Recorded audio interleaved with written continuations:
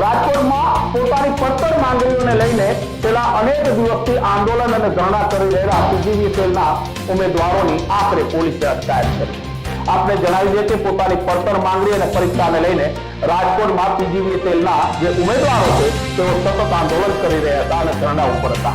સરકાર સામે તેમણે અનેક માંગો રાખી હતી, પણ તે માંગણીઓનો સ્વીકાર ન થતા તેમનું આંદોલન ચાલુ હતું। ત્યારે અચાનક રાજકોટ પોલીસ ત્યાં ત્રાટકી હતી અને પેલા તેમને સમજાવવા પ્રયત્ન કર્યો કે તમે આ ધરણાના અંતર સમાપ્ત કરો, પણ જ્યારે ઉમેદવારો સજ્યા નહીં તો રાજકોટ પોલીસે તેમની ટીંગાટોળી કરી તેમની અટકાયત કરી। આ બાબતે યુવા નેતા યુવરાજસિંહ જાડેજાએ સરકારને અપીલ કરી કે તાત્કાલિક પડતર માંગણીઓનો સ્વીકાર કરવામાં આવે, નહીંતર આવનારા સમયમાં પીજીવીસીએલનું એક મોટું આંદોલન ગુજરાત રાજ્યમાં આકાર લેશે।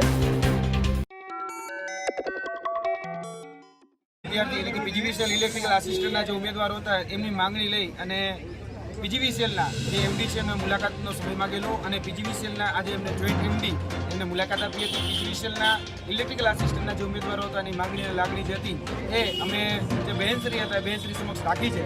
પરંતુ જોવા જઈએ તો જે મુખ્ય જે માંગણીઓ હતી એ માંગણીઓ એવી હતી કે ભાઈ 16 તારીખ જે 16 ફેબ્રુઆરી છે તો એ 16 ફેબ્રુઆરીનો ઇલેક્ટ્રિકલ આસિસ્ટન્ટની જે ભરતી થઈ તો એની જે પ્રતીક્ષા યાદી છે એ પ્રતીક્ષા યાદી પૂર્ણ થઈ રહી છે, તો આ પ્રતીક્ષા યાદી છે એનો સમયગાળો વધારવામાં આવે તો એમાં એને સમયગાળો વધારવાની ચોખ્ખી ના પાડી દીધી છે, એટલે સમયગાળો જે છે એ વધારવામાં નહીં આવે। અને બીજી જે અમારી માંગણી હતી જે જગ્યાઓ છે એ જગ્યાઓ GSO 4 મુજબ ભરવામાં આવે, તો ત્યારે અધિકારીશ્રીનું વર્ઝન હતું કે આ જે જગ્યાઓ છે એ GSO 4ની જે RTI અંતર્ગત જે માહિતી આપવામાં આવી છે એ માહિતી ખોટી છે અને જે અધિકારીઓએ GSO 4 મુજબ જેને માહિતી આપી છે એમને અમે નોટિસ આપેલી છે અને એમની ઉપર પણ અમે કાયદેસર રીતે કાર્યવાહી કરવાના છીએ।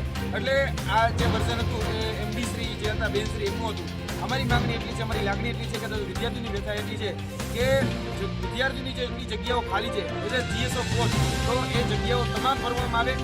12 તારીખના રોજ ઉપર મિટિંગ મળવાની છે અને મિટિંગમાં આ ચર્ચા આ મુદ્દાઓ જે છે એ ચર્ચાનો વિષય બનવાનો છે એ પ્રકારની વાત એમની દ્વારા કરવામાં આવી છે। પરંતુ અમે વિનંતી કરીએ છીએ કે 12 તારીખ સુધી શા માટે રાહ જોવામાં આવી છે? જો આ જે મિટિંગ છે એ મિટિંગ ઝડપી જાય અને જે પણ નિરાકરણ આવે એ નિરાકરણ ઝડપી અમારે છેલ્લા 3 દિવસથી જે વિદ્યાર્થીઓ છે એ ભૂખ્યા તરસ્યા પીજીવીસીએલની જે વડી કચેરી રાજકોટ ખાતે જે આવેલી છે ત્યાં ધરણા પ્રદર્શન કરી રહ્યા છે। ત્યારે અમે એટલું જ માંગણી કરીએ છીએ કે ઝડપથી એ તમામ જે પ્રશ્નો છે એ પ્રશ્નોનું નિરાકરણ લાવો, કેમ કે વિદ્યાર્થીઓ જે પરિસ્થિતિ જે અત્યારે સામનો કરી રહ્યા છે એ પરિસ્થિતિ એસી ચેમ્બરમાં બેસનારા જે અધિકારીઓ છે એ સમજી નથી શકતા। ઝડપી આ બધા જ પ્રશ્નો નિરાકરણ આવવું એ ખૂબ જરૂરી છે।